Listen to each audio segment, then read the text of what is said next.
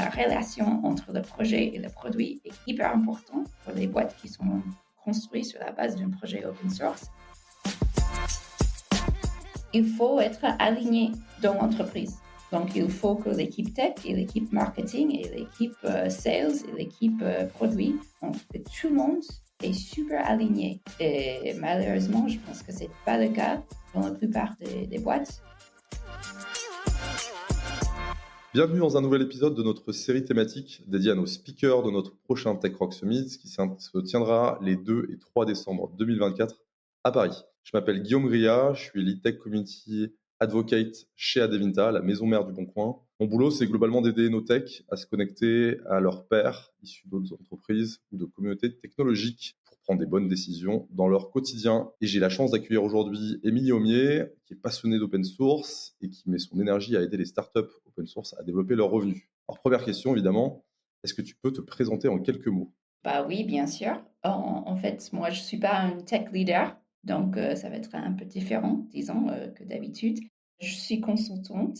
Je accompagne les startups. D'habitude, c'est les startups qui font un business sur la base d'un projet open source. Et on travaille sur le positionnement. Ça veut dire comment est-ce qu'on veut faire le lien entre le projet qui soit open source et bien le projet, le produit commercial, l'offre commerciale, et comment on va positionner tous les deux dans l'écosystème et vis-à-vis l'une à l'autre. La relation entre le projet et le produit est hyper importante pour les boîtes qui sont construites sur la base d'un projet open source et c'est pas du tout évident. Moi aussi, je viens d'organiser une conférence Open Source Founder Summit. Pour ceux qui l'ont raté, c'était un événement justement pour réunir les fondateurs des boîtes open source pour qu'on discute et on partage les informations et les bonnes pratiques pour construire une boîte basée sur l'open source. Pour commencer, Émilie, j'aimerais beaucoup que tu nous parles de ton parcours. Parce que la question que je me pose, c'est effectivement comment t'es venu ton intérêt pour le monde de l'open source. Là, c'est une histoire un peu différente. C'est vrai que j'ai un parcours qui n'est pas traditionnel. J'étais journaliste, j'ai fait des études de journalisme. J'ai travaillé en tant que journaliste pendant quelques ans, mais j'ai jamais réussi à vraiment gagner ma vie. Bon, en fait, c'est pas super simple de le faire avec de la journalisme. Du coup, j'ai commencé à faire de la com pour les boîtes tech.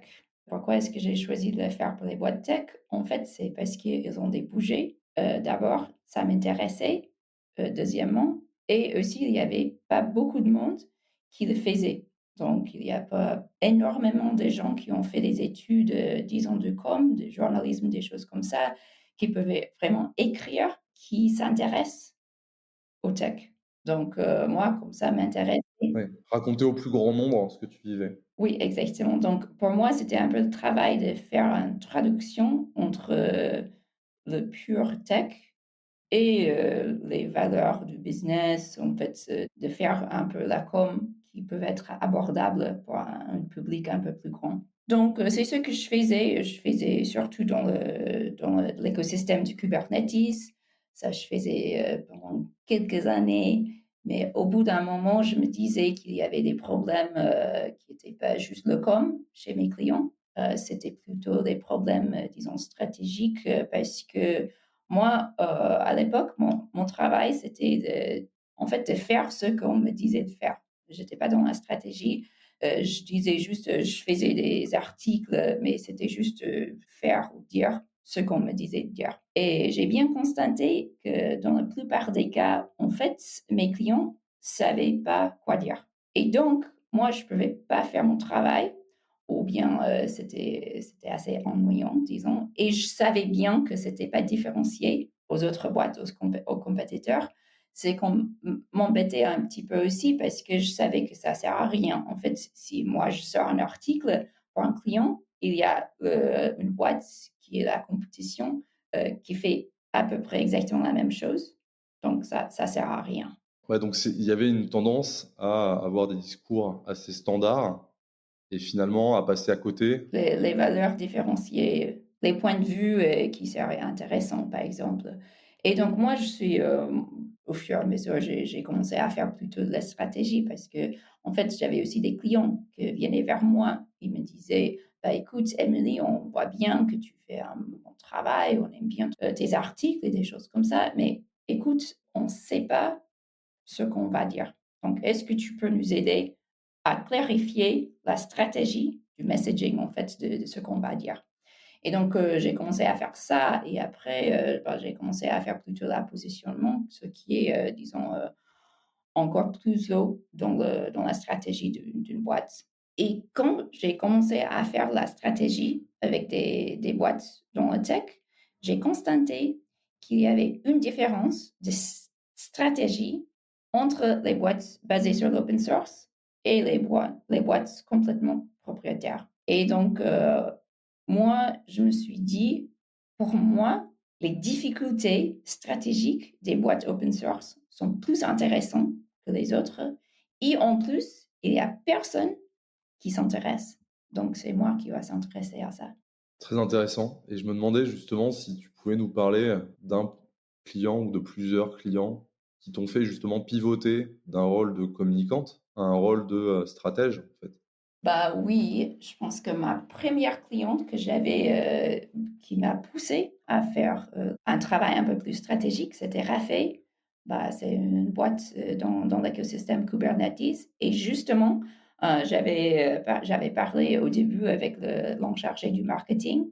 Il me disait: «Bah, écoute Emily, on a besoin de machin, des articles, je sais pas, 2 articles, des white papers, des machins» et après, et il m'a dit: «Bah, je veux que tu parles avec le fondateur». Quelques semaines plus tard, je parle avec le fondateur et en fait, c'était le fondateur de la boîte qui me disait: «Bah, écoute Emily, bah, c'est vrai on a besoin de sortir des articles, mais on a des problèmes plus profonds que ça. Donc, est-ce que tu peux nous aider avec, plutôt avec la stratégie?» Et je disais: «OK, bah oui, bien sûr, c'est intéressant». Donc, ça, c'était le premier client. Je sais pas quand c'était. C'était avant Covid et après, bah, juste, quelques semaines après, je pense que j'avais un client où c'était un peu l'inverse. En fait, je faisais un article, j'arrivais au bout de mon boulot, j'avais déjà terminé l'article et j'avais travaillé jusqu'à ce moment-là avec l'en chargée du marketing et donc elle, fait passer l'article que j'avais écrit au fondateur et le fondateur revient vers moi et il me dit: «Ah mais non, c'est pas du tout ce on veut dire. En fait, notre position, notre point de vue, c'est l'inverse de ce que tu as mis dans l'article» et ça, c'était après que l'en chargé de marketing m'a dit que c'était bon et c'était parfait. Donc là, je voyais qu'il y avait un décalage, mais énorme, entre ce que pense le fondateur et ce que pense l'un chargé de marketing. Et donc ça, c'est une autre, disons, piste qui me disait, bah, il y a des problèmes dans l'écosystème qui sont plus intéressantes. C'est marrant parce que c'est effectivement, je pense, un travers qu'on peut observer assez régulièrement dans des boîtes, hein, de tailles diverses. C'est C'était parfois pas une cette boîte énorme. opposition ou éloignement qu'il peut y avoir entre une direction technique, ou une direction, en tout cas, la direction du fondateur ou du management, et la partie marketing, communication qui peut parfois chercher justement à prendre des biais qui ne sont pas ceux qui sont éloignés en tout cas des valeurs initiales et du positionnement et des enjeux que vont avoir les équipes techniques. Donc tu as dans un rôle de traduction, en fait, toi, j'ai l'impression, entre justement une direction et une vision et une communauté derrière open source qu'il va falloir aller capter, aller chercher. Et en plus, cette problématique d'alignement me paraît super intéressant aussi. Bah, justement parce que, si on veut éviter que les équipes marketing partent dans tous les sens et on rencontre n'importe quoi, en fait, c'est un peu, la réputation des équipes de marketing, c'est de dire n'importe quoi. Il faut être aligné dans l'entreprise. Donc il faut que l'équipe tech et l'équipe marketing et l'équipe, sales et l'équipe, produit, donc que tout le monde est super aligné et malheureusement, je pense que c'est pas le cas dans la plupart des boîtes, même des boîtes assez petites. En fait, la boîte dont je parlais, c'était pas une énorme boîte, c'était une start-up, je sais pas combien de personnes il y en avait, mais une vingtaine.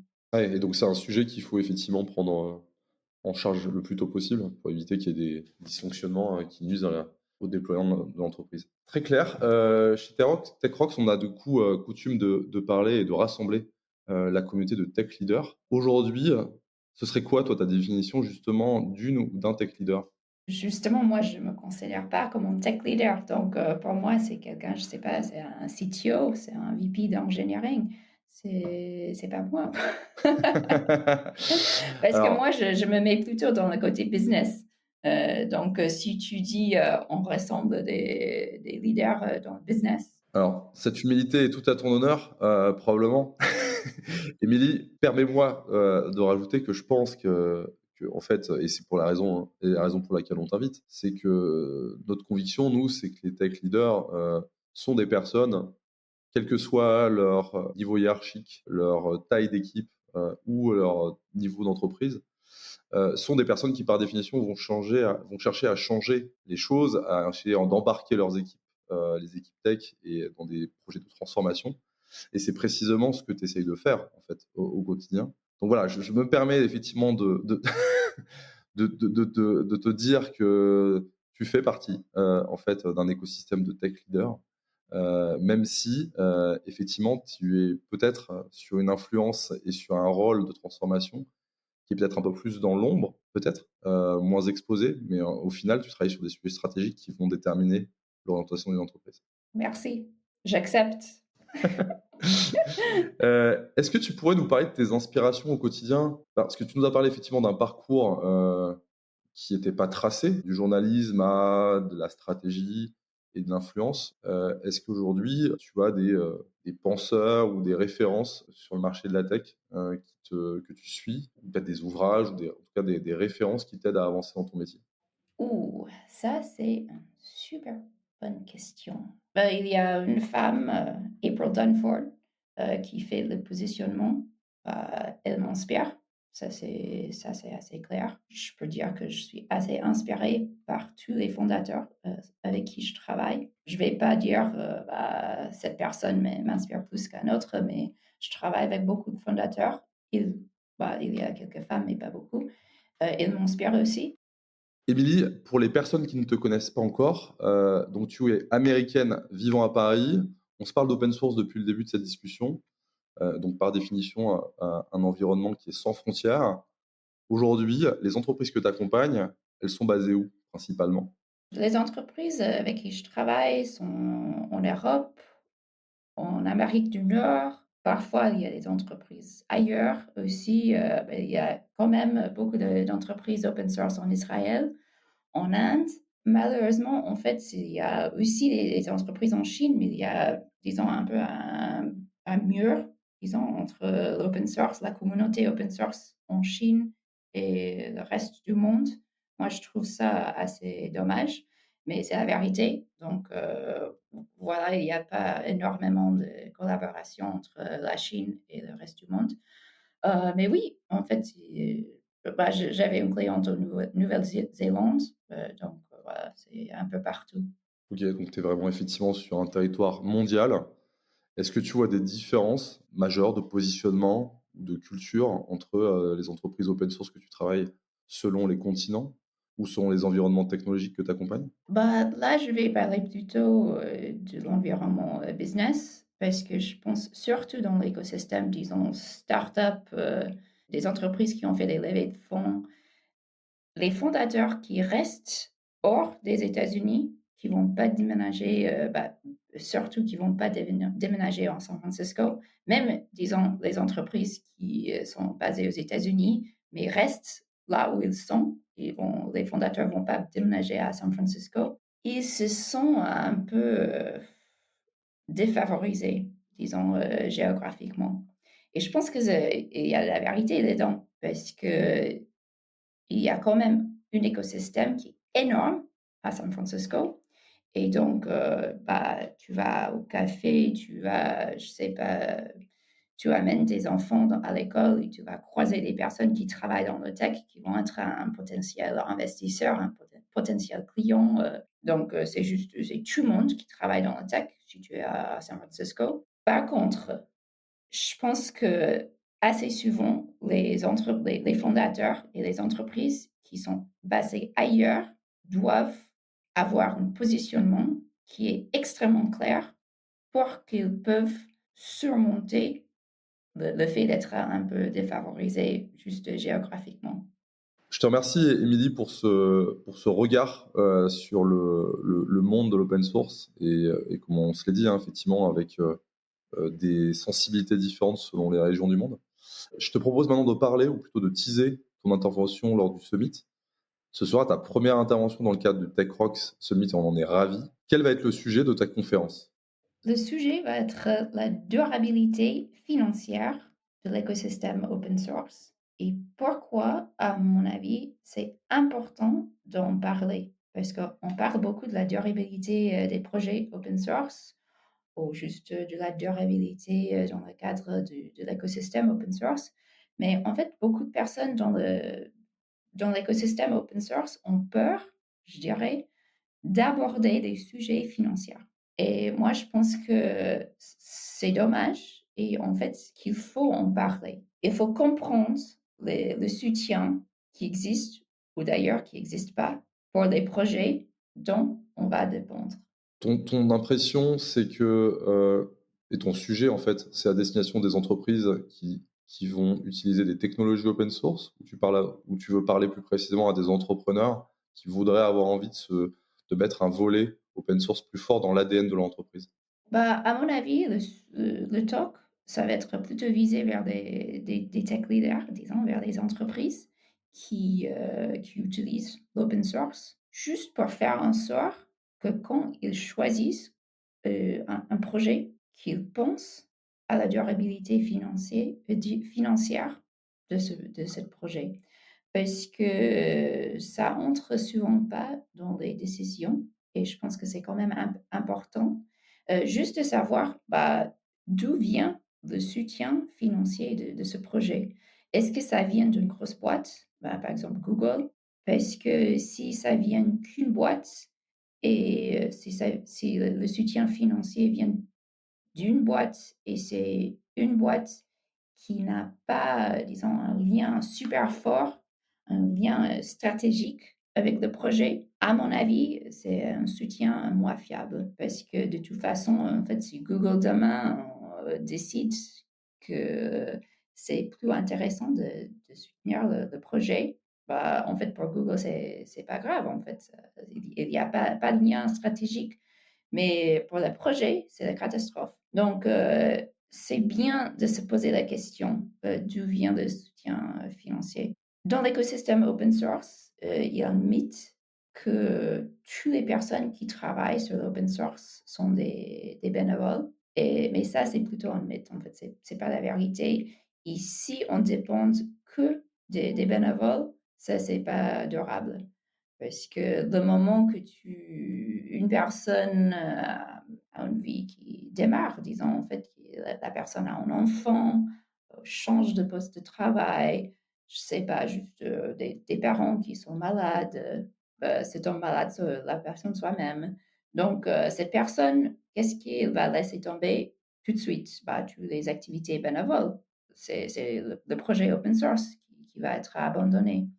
Donc, il faut vraiment se poser la question d'où vient le soutien financier. Et c'est intéressant ce que tu pointes parce qu'effectivement, dans l'écosystème, si je parle de l'écosystème français, donc l'écosystème de TechRox, une grande majorité d'entreprises utilisent une forte proportion de technologies open source et pour autant, elles contribuent de manière minime parce qu'il n'y a pas de gouvernance nécessairement en interne pour cadrer l'investissement et le temps consacré par leurs équipes à l'open source. Et on voit effectivement de temps en temps des projets comme ça portés par, comme tu le dis, une personne bénévole qui travaille dans une entreprise et pour X ou Y raison de fait de vie, le projet est amené en fait à disparaître parce que cette personne n'a plus le temps ou les moyens de pouvoir y consacrer du temps.